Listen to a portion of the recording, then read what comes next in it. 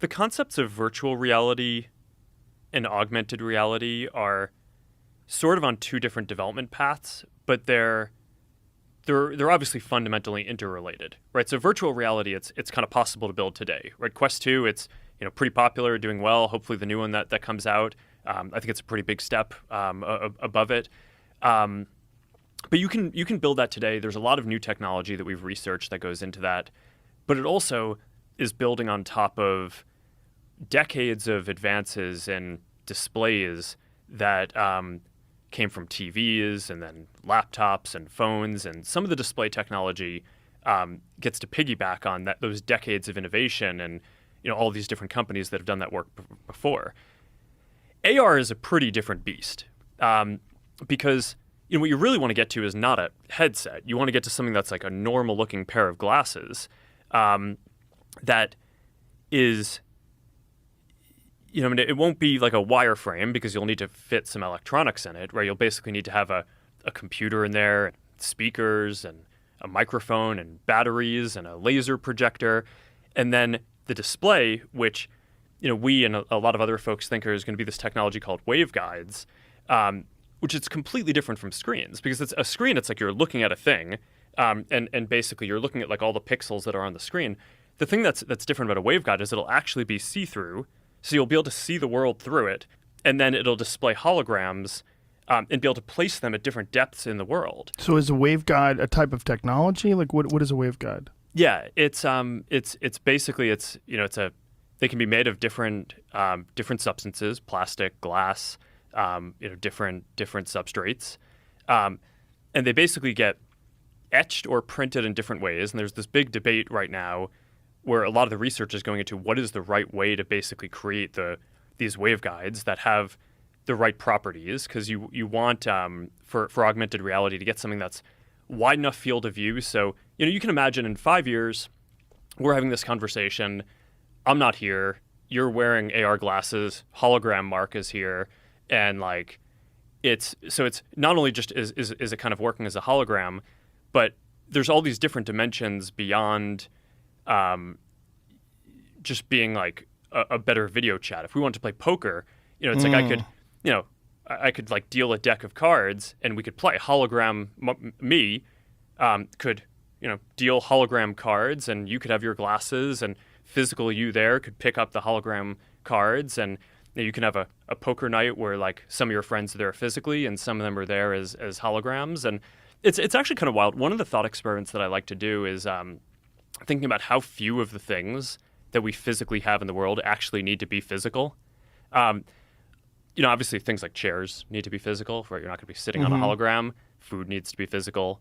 But most entertainment type stuff, not just cards, but games, most media, TVs in the future probably won't need to actually be physical things. It'll just be like an app, we'll just have an app there on your wall, and it's like snap your fingers, get the hologram there for the TV, and we can have our glasses and watch whatever you want there. And I don't know, they're sort of limited to being rectangular now because a bunch of limits in terms of the physics of how they get produced. But in the future, you'll just have like some high school students or college students developing apps, and it'll just be wild. Like crazy stuff will just kind of get created.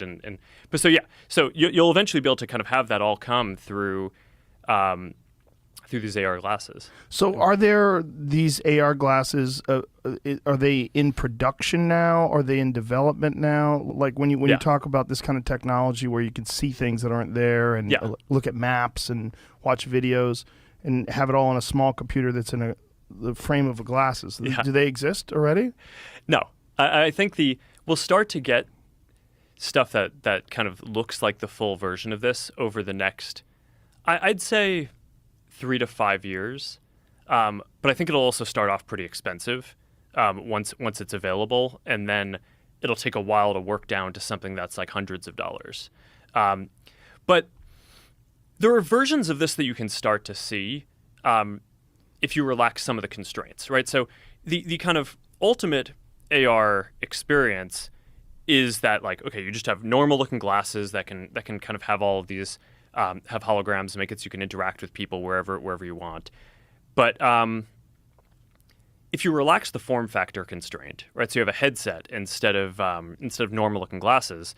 That's the other thing that's coming in the new device that we're shipping in October is mixed reality and VR, right? So we got to play around with this a little bit in the sword fighting experience that we did, but it's basically the thing about mixed reality is you see the physical world around you.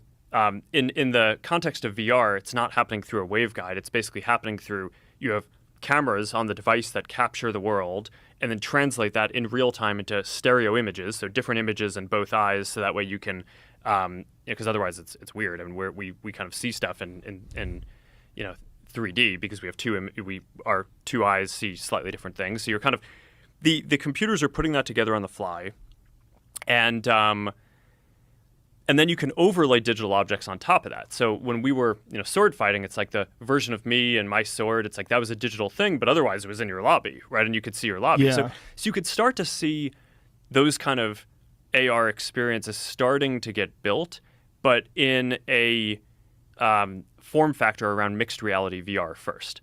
So that's one direction that I think that the industry is exploring. The other is basically looking at, okay, so we got to constrain this form factor because we want to have something that looks like normal glasses. What's the most technology that we can fit into a pair of normal looking glasses today? Right, so you kind of go from both sides, right? It's like, what's the experience that we want to have, even if we can't get the form factor right? And what's the best we can do with the form factor? And then each year, those two basically converge.